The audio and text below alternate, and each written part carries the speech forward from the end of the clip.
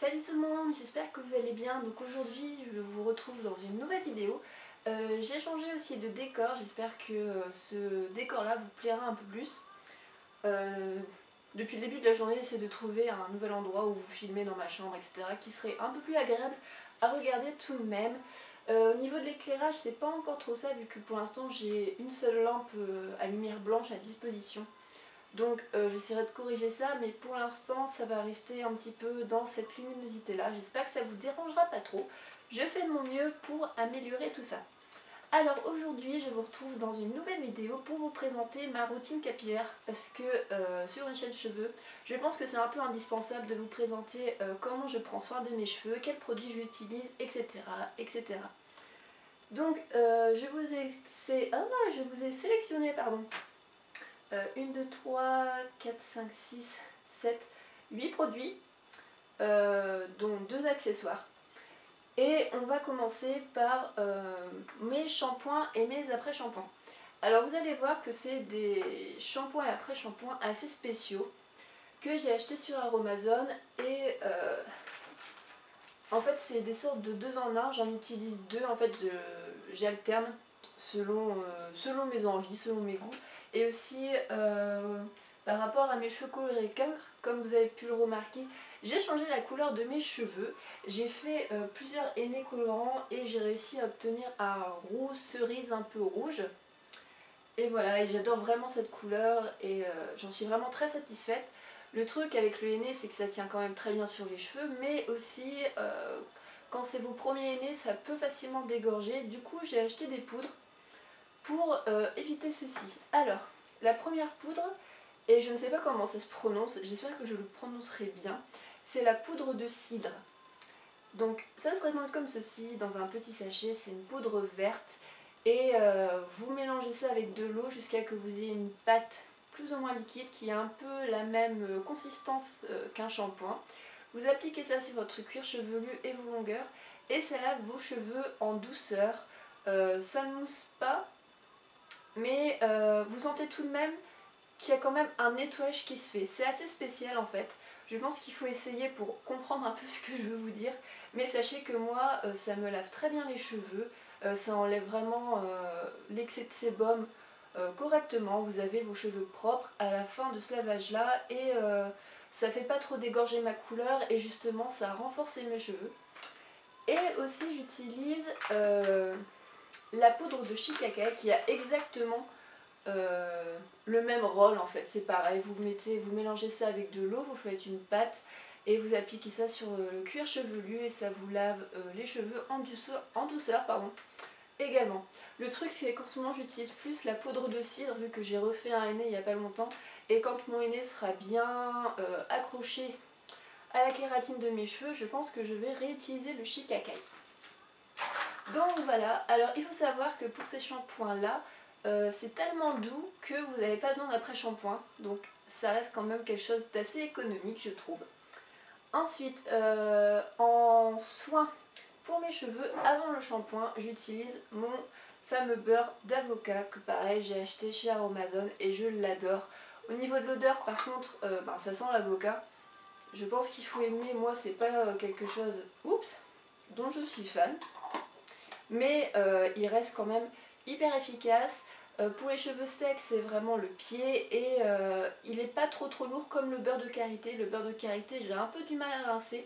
Celui-ci, mes cheveux l'absorbent assez facilement. Du coup, en 2 shampoings, j'ai quasiment tout enlevé et j'ai les cheveux propres et hyper doux, hyper facile à démêler. C'est vraiment un pur bonheur ce masque.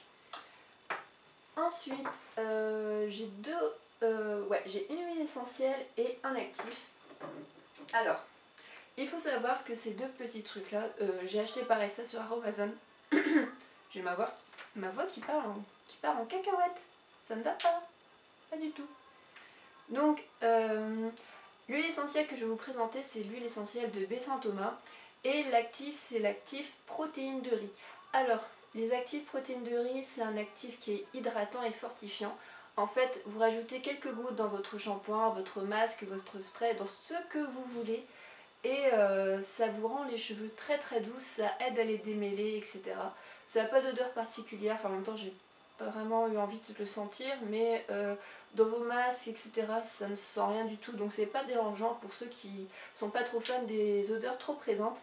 Par contre, l'huile essentielle de baie Saint-Thomas, elle par contre, elle sent très très fort. Ça sent un petit peu le clou de girofle. Mais par contre, c'est un excellent tonique capillaire, donc ça purifie votre cuir chevelu, ça aide à lutter contre les pellicules, contre les démangeaisons et contre aussi la chute de cheveux, puisqu'en ce moment nous sommes en automne et la chute de cheveux, ça arrive assez fréquemment. Moi, j'en suis un peu victime, entre guillemets, et c'est assez dérangeant parfois le fait de perdre plein de cheveux comme ça peut un peu faire peur sur le coup. Du coup, je me suis dit, je vais aider un petit peu mon cuir chevelu à combattre ceci, et j'ai pris cette huile essentielle là. Et ça active aussi la pousse. Donc pour ça, je vous en reparlerai d'ici quelques mois pour voir si ça a marché. Mais en attendant, je trouve qu'elle est super agréable à utiliser. Et dans les shampoings, pareil, je l'utilise avec mon shikakai et ma poudre de cidre en adéquation avec la protéine de riz, et c'est franchement très bien. Ensuite, j'ai du gel d'aloe vera, et je pense que ça vous en connaissez, ça se vend également en pharmacie, tout ça. Et pareil, c'est un excellent hydratant. Alors je sais qu'il y a des filles sur qui il vaut mieux le coupler avec de l'eau ou un autre ingrédient, parce que c'est quand même le fait de l'utiliser pur, ça peut donner un effet un peu cartonné à cheveux et vous avez l'impression que vos cheveux sont déshydratés. Moi, sur moi, ça marche assez bien, mes cheveux le supportent très bien, du coup je peux l'utiliser sans rien, ça ne me dérange absolument pas.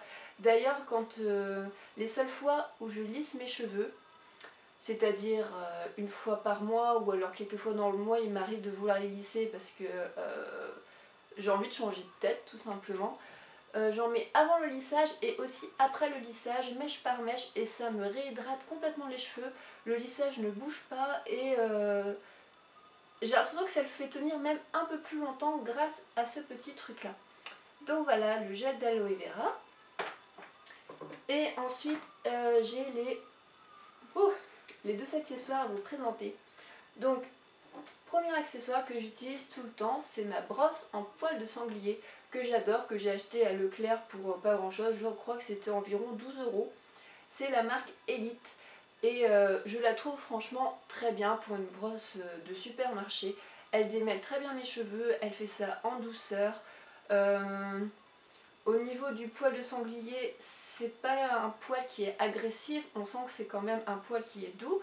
Du coup, quand je démêle mes cheveux, ceux-ci sont vraiment bien démêlés et bien doux après le passage de cette brosse. Et j'en suis vraiment très satisfaite. Ça doit faire quelques mois que je l'ai et pour l'instant, elle tient très bien.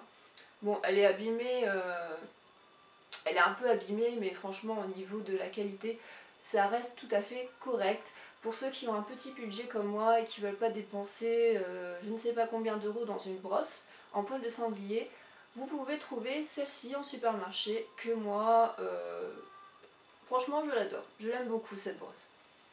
Et ensuite, ça je pense que je vais bientôt le changer, parce que il faut savoir que mes cheveux je les coupe tous les mois d'environ 5 mm, enfin moins de 1 cm, justement pour que j'ai un peu de bénéfice sur ma pousse, puisque mes cheveux poussent de 1,5 cm par mois environ. Et c'est ma petite paire de ciseaux fétiche en motif vache, pardon. Je la trouve vraiment trop marrante. Donc c'est des ciseaux d'écolier que j'ai acheté à Carrefour. Sauf que juste avant de couper les pointes, j'essaye toujours de les aiguiser au maximum, puisqu'un ciseau qui est mal aiguisé peut faire refourcher votre cheveu juste après. Donc c'est très important d'avoir des ciseaux qui coupent bien net le cheveu. Mais j'aimerais quand même investir dans une paire de ciseaux de coiffeur quand même, pour avoir quelque chose d'un peu plus convenable au niveau de la pousse. Mais en attendant, j'utilise ceux-ci depuis le début et franchement, ils sont pas mal. Voilà, c'est des ciseaux quoi. Voilà tout le monde, cette vidéo est terminée, c'était ma petite routine capillaire du moment. J'ai encore plein de produits à vous présenter, mais pour l'instant, ces produits-là me conviennent vraiment très très bien. Et je pense d'abord les finir avant de commencer une nouvelle routine. Voilà, j'espère que cette vidéo vous a plu, que vous avez pu aussi découvrir quelques nouveaux produits. Je pense que la prochaine vidéo, je vous ferai un peu mon expérience avec le henné, ma coloration, etc. Puisque avant, il faut savoir que j'étais blonde. Bon, pour celles que ça intéresse, je ferai une vidéo là-dessus. Et en attendant, je vous fais plein de bisous. J'espère que le décor vous a plu également. Et je vous dis à la prochaine vidéo. Salut!